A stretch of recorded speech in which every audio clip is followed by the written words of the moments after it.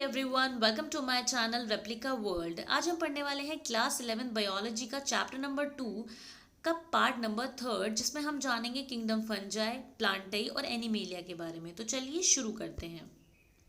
सबसे पहले जानते हैं किंगडम फंजाई के बारे में। किंगडम फंजाई में जो ऑर्गेनिजम्स आते हैं वो हेटरोट्रॉफिक होते हैं। उनकी मॉर्फोलॉजी और हैबिटेट में बहुत डाइवर्सिटी होती है, यानी कि वो बहुत जगह पाए जा सकते हैं और वो मॉर्फोलॉजिकल भी बहुत ज़्यादा डाइवर्स होते हैं। जैसे कि आपने मस्टर्ड लीव्स पर वाइट स्पॉट्स देखे होंगे, ब्रेड पर भी स्पॉट्स आ जाते हैं जब वो ज़्यादा टाइम से रखी होती है। वीट पर जो रस्ट आती है वो सब फंगस ही तो होती हैं। जो फंगस होते हैं वो कॉस्मोपॉलिटेंट होते हैं, जैसे कि वो पानी, हवा, सॉइल हर जगह पाए जाते हैं, यानी यहाँ तक कि वो एनिमल्स और प्लांट्स के ऊपर भी पाए जाते हैं। ज़्यादातर जो फंगस होते हैं वो वार्म और ह्यूमिड प्लेसेस पर पाए जाते हैं। अगर हम किंगडम फंजाई के मेंबर्स की स्ट्रक्चर की बात करें तो ईस्ट को छोड़कर, जो कि यूनिसेलुलर होती है, बाकी जो फंजाई होते हैं वो फिलामेंटस होते हैं। उनकी बॉडी जो होती है वो long cylinder thread like structure से मिलके बनी होती है, जिसको हाइफी बोलते हैं। यानी कि एक लॉन्ग सिलेंडर थ्रेड जैसा स्ट्रक्चर होता है हाइफी। और जो ये हाइफी होते हैं, इनका जो नेटवर्क होता है उसको बोलते हैं माइसीलियम।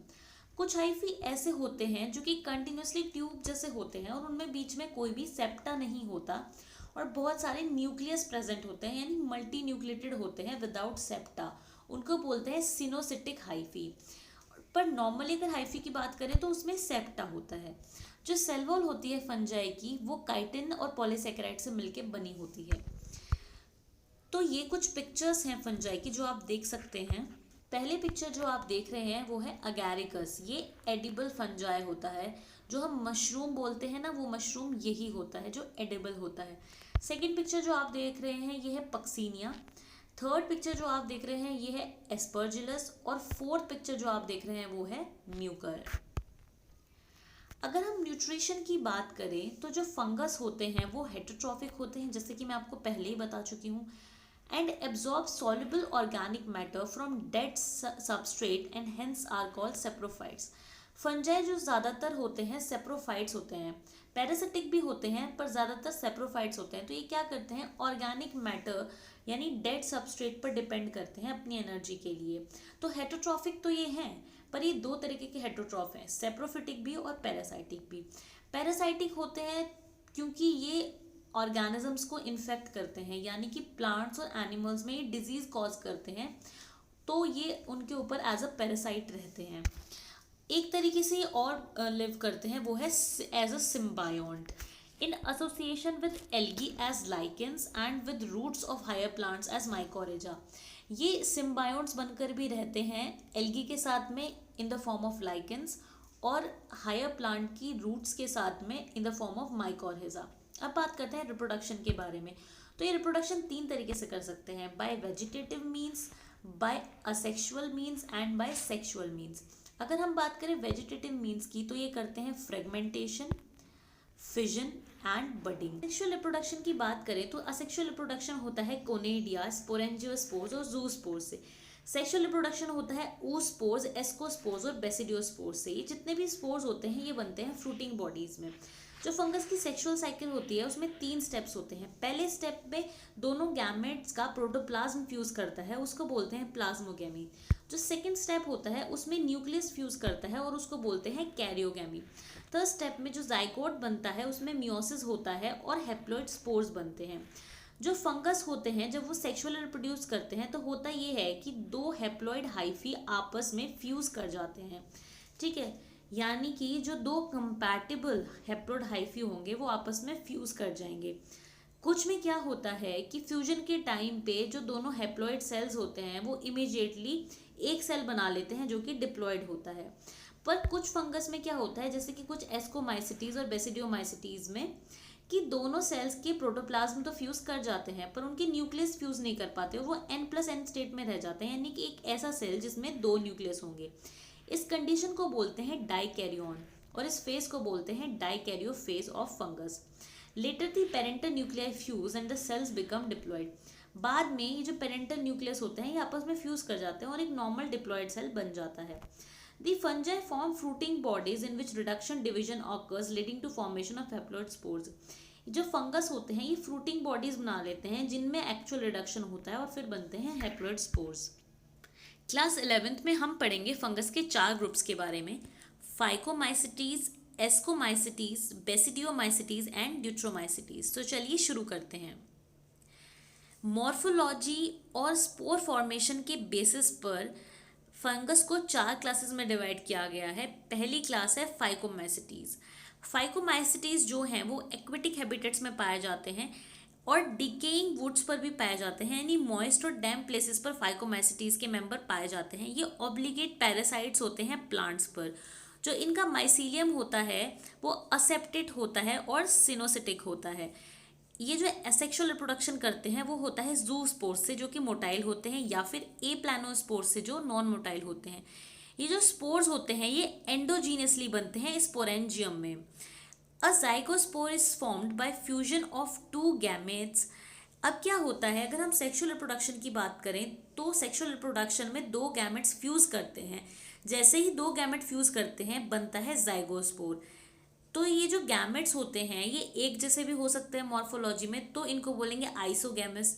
अगर डिसिमिलर होंगे तो इनको एनिसोगैमस या ऊगैमस बोलेंगे। फाइकोमैसिटीज के कुछ एग्जाम्पल हैं म्यूकर, राइजोपस, राइजोपस को ब्रेड माउल भी बोला जाता है, एल्ब्यूगो जिसको पैरासाइटिक फंजाई और मस्टर्ड भी बोला जाता है। फिर आते हैं एस्कोमाइसिटीज। जो एस्कोमाइसिटीज होते हैं उनको कॉमनली सेक फंजाई बोला जाता है। ये मोस्टली मल्टीसेलुलर होते हैं जैसे कि पेनिसिलियम, और रेयरली यूनिसेलुलर भी हो सकते हैं जैसे सेकेरोमाइसिस जो कि होता है ईस्ट। ये सेप्रोफिटिक हो सकते हैं, डिकम्पोजर्स, पैरासिटिक और कोप्रोफिलस भी हो सकते हैं, यानी कि डंग पर भी ये ग्रो कर सकते हैं। इनका जो माइसीलियम होता है वो ब्रांच्ड होता है और सेप्टेट होता है। जो इनका असेक्सुअल स्पोर्स होते हैं वो होते हैं कोनेडिया, जो प्रोड्यूस होते हैं exogenously on special mycelium called conidiophores, यानी कोनेडियोफोर्स पे ये प्रोड्यूस होते हैं conidia. Conidia on germination produces mycelium. ठीक है, जो इनके सेक्सुअल स्पोर्स होते हैं वो होते हैं एस्कोस्पोर्स, जो कि एंडोजीनियसली बनते हैं एस्की पर। एंडोजीनियसली की मतलब होता है कि अंदर बनते हैं, ठीक है, और ये कहाँ पर बनते हैं, सेक लाइक स्ट्रक्चर एस्की पे बनते हैं। और ये जो सेक लाइक स्ट्रक्चर्स होते हैं ये अरेंज होते हैं फ्रूटिंग बॉडीज की फॉर्म में, ठीक है। तो इसीलिए ही इस क्लास को एस्कोमाइसिटीज बोला जाता है। इसके एग्जाम्पल हैं एस्परजिलस, क्लेविसेप्स और न्यूरोस्पोरा। इसके कुछ मेंबर्स होते हैं जैसे कि मोरेल और ट्रिफल्स जो एडिबल होते हैं। फिर आते हैं बेसिडियोमाइसिटीज जिनमें आते हैं मशरूम्स, ब्रैकेट फंजाई और पफ बॉल्स। ये सॉइल में ग्रो कर सकते हैं, लॉग पे ग्रो कर सकते हैं, ट्री स्टेम्स में भी ग्रो कर सकते हैं और प्लांट की लिविंग बॉडीज में भी ग्रो करते हैं एज पैरासाइट जैसे कि रस्ट और स्मट। इनका जो माइसीलियम होता है वो ब्रांच्ड और सेप्टेट होता है। अगर रिप्रोडक्शन की बात करें तो बेसिडियोमाइसिटीज में असेक्सुअल स्पोर्स जो होते हैं वो जनरली एब्सेंट होते हैं, पर वेजिटेटिव रिप्रोडक्शन होता है फ्रेगमेंटेशन से। जो इनके सेक्स ऑर्गन होते हैं वो एब्सेंट होते हैं, but plasmogamy is brought about by fusion of 2 vegetative और somatic cells of different strains और जीनोटाइप। होता ये है कि असेक्सुअल स्पोर्स तो एब्सेंट होते ही हैं, साथ में गैमेट्स भी नहीं होते। होता ये है कि जो 2 वेजिटेटिव या सोमैटिक सेल्स होते हैं वो आपस में फ्यूज कर जाते हैं और उसी से प्लाज्मोगैमी होती है। The resultant structure is dikaryotic which ultimately give rise to basidium. और जो रिजल्टिंग स्ट्रक्चर होगा 2 सेल के फ्यूज करने के बाद वो डाइकैरियोटिक होगा और अल्टीमेटली वो ही बेसिडियम को राइज करेगा, ठीक है। Karyogamy and meiosis takes place in basidium producing 4 basidiospores. These are produced exogenously produced on the basidium. होगा ये कि जैसे ही 2 सेल प्रोड्यूस करेंगे डाइकैरियोटिक हो जाएंगे, बेसिडियम बन जाएगा, फिर इसी बेसिडियम के अंदर कैरियोगैमी होगी, मियोसिस होगा और इससे 4 बेसिडियोस्पोर्स बनेंगे। ये जो स्पोर्स होते हैं ये एक्सोजीनियसली बनते हैं बेसिडियम पर, और जो बेसिडिया होते हैं या बेसिडियम होते हैं वो अरेंज होते हैं फ्रूटिंग बॉडीज की फॉर्म में जिनको बोला जाता है बेसिडियोकार्प्स। मैं आपको पहले ही बता चुकी हूँ कि एक्सो का मतलब होता है बाहर और एंडो का मतलब होता है अंदर, ठीक है। तो एक्सोजीनियस का मतलब बाहर बनते हैं और एंडोजीनियस का मतलब कि अंदर बनते हैं। इसका एग्जाम्पल है अगैरिकस, यूस्टिलैगो और पक्सीनिया। अब चलते हैं अगली वाली क्लास पर, ड्यूटेरोमाइसिटीज पे, जिनको कॉमनली इम्परफेक्ट फंजाई बोला जाता है क्योंकि सिर्फ असेक्सुअल रिप्रोडक्शन इनमें मिलता है, सेक्सुअल रिप्रोडक्शन नहीं मिलता है, ठीक है। असेक्सुअल मोड मिलता है और वेजिटेटिव फेज भी मिलता है। पर ये कहते हैं कि ऐसा हो सकता है कि असेक्सुअल और वेजिटेटिव जो इनकी स्टेज हो ऐसे ऑर्गेनिजम्स को तो ड्यूट्रोमाइसिटीज में रखा गया हो, पर कुछ ड्यूट्रोमाइसिटीज के मेंबर ऐसे होंगे जो कि मैच्योर हो गए होंगे और सेक्सुअल स्टेज दिखाने लगे होंगे, क्या पता उनको अलग क्लासेस में रख दिया हो, तो ऐसा भी पॉसिबल हो सकता है। पर फिलहाल के लिए तो ड्यूट्रोमाइसिटीज में वही मेंबर आते हैं जिनके पास या तो असेक्सुअल मीन्स होता है रिप्रोड्यूस करने का या वेजिटेटिव होता है, सेक्सुअल रिप्रोडक्शन उनमें नहीं होता। जो उनका असेक्सुअल स्पोर्स होते हैं उनको बोलते हैं कोनेडिया। जो इनका माइसीलियम होते हैं वो सेप्टेट और ब्रांच्ड होते हैं। इसके कुछ मेंबर्स सेप्रोफिटिक या पैरासिटिक भी होते हैं, but large number of them are decomposers of litter and helps in mineral cycling. पर ज़्यादातर ये मिनरल रिसाइकलिंग में हेल्प करते हैं। इनके एग्जाम्पल है ऑल्टरनेरिया, कॉलिडोट्राइकम और ट्राइकोडर्मा। अब बात करते हैं किंगडम प्लांटेई की। किंगडम प्लांटेई में आते हैं यूकैरियोटिक ऑर्गेनिज्म जिनको हम बोलते हैं प्लांट्स, यानी कि eukaryotic chlorophyll containing organism called as plants. A few members are partially heterotrophic such as insectivorous plants or parasites, otherwise all are autotrophs। होता ये है कि जो किंगडम प्लांटेई हैं उसमें जितने भी प्लांट्स आते हैं वो सारे ऑटोट्रॉफिक हैं, ठीक है, और वो भी फोटोसिंथेटिक ऑटोट्रॉफ्स हैं, यानी लाइट का यूज़ कर कर वो खुद ही एनर्जी अपने लिए जनरेट करते हैं।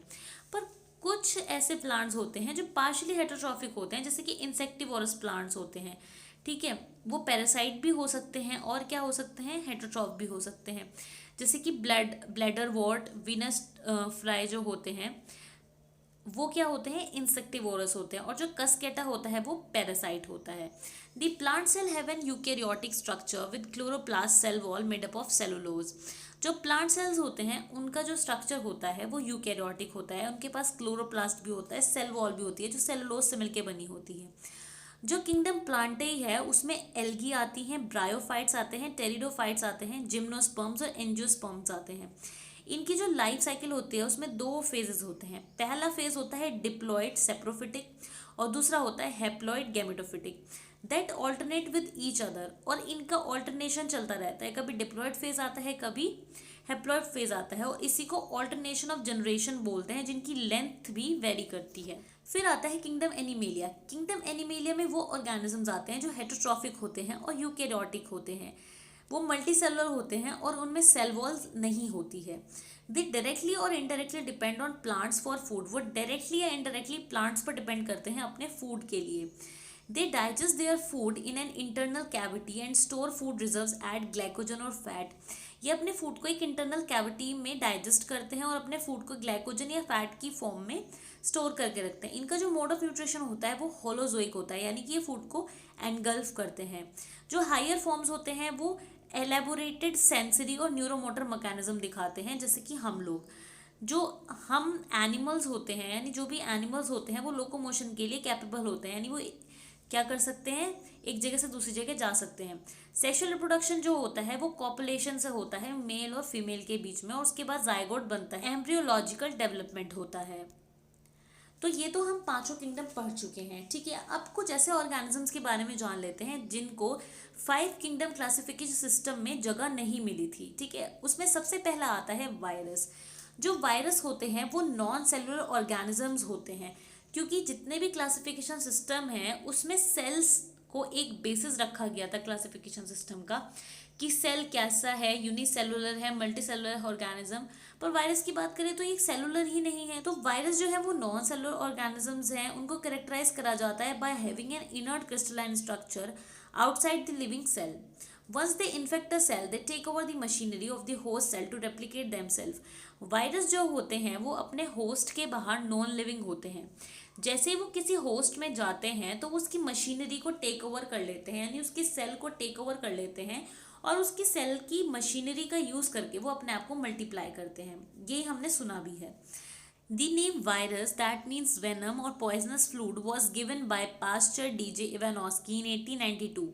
सबसे पहले वायरस जो शब्द है वो इंट्रोड्यूस किया था डीजे इवानोस्की ने 1892 में। उन्होंने बोला था कि वायरस का मतलब होता है वेनम या poisonous fluid. He discovered them in Mosaic disease of tobacco. उन्होंने सबसे पहले टोबैको का जो मोजाइक डिजीज होती है उसमें इसको डिस्कवर किया था।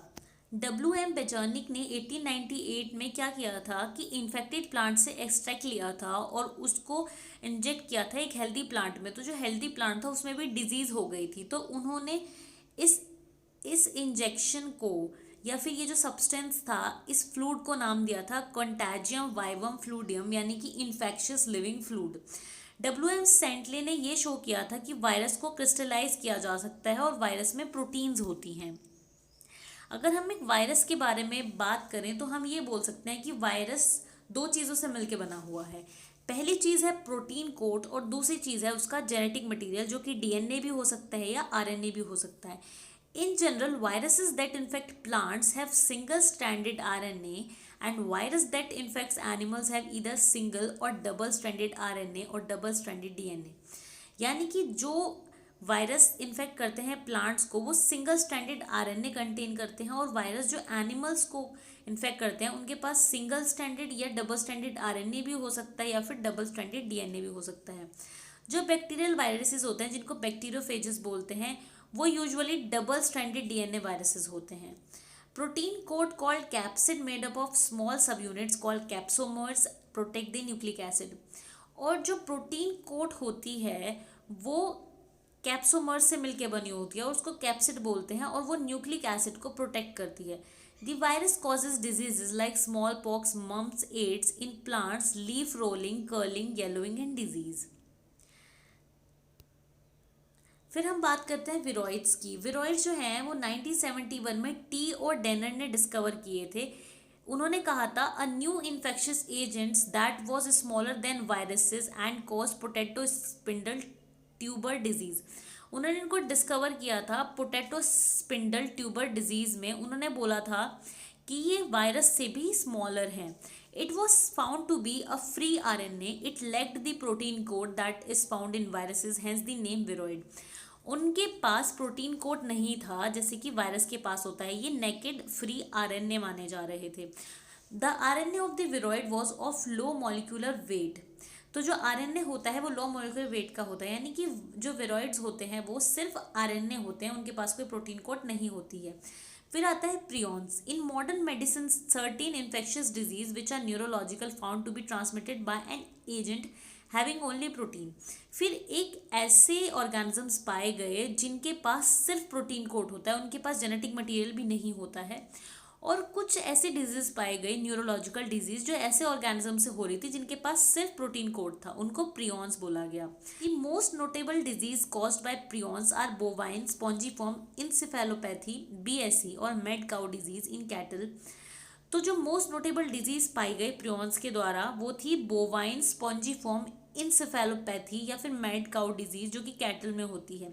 उसी तरीके की एक डिजीज एनिमल्स में भी होती है जिसको बोलते हैं जेकॉब डिजीज, ठीक है, वो ह्यूमंस में होती है। अब बात करते हैं लाइकेंस की। लाइकेंस जो है वो सिम्बायोटिक एसोसिएशन होता है एल्गी और फंगस के बीच में। इसमें जो एल्गी वाला मेंबर होता है उसको फाइकोबायोन बोला जाता है, और जो फंगस वाला मेंबर होता है उसको माइकोबायोन बोला जाता है। जो एल्गी होती है वो फूड प्रोवाइड करती है, और जो फंगस होता है वो शेल्टर प्रोवाइड करता है, साथ ही साथ में वो वाटर और मिनरल भी एब्जॉर्ब करता है अपने पार्टनर के लिए। जो लाइकेंस होते हैं ये पॉल्यूशन इंडिकेटर्स होते हैं। ये कभी भी ऐसे एरिया में नहीं पाए जाते जहाँ पे पॉल्यूशन होता है, ये पॉल्यूशन फ्री एरिया में पाए जाते हैं। तो मतलब कि अगर कहीं से लाइकेंस गायब हो जाए तो समझ जाइए कि वहाँ पे पॉल्यूशन हो गया है। तो इस तरीके से हमने ये चैप्टर कंप्लीट कर लिया है। अगर ये वीडियो आपको अच्छी लगी हो तो वीडियो को लाइक करें, शेयर करें और मेरे चैनल को सब्सक्राइब करें।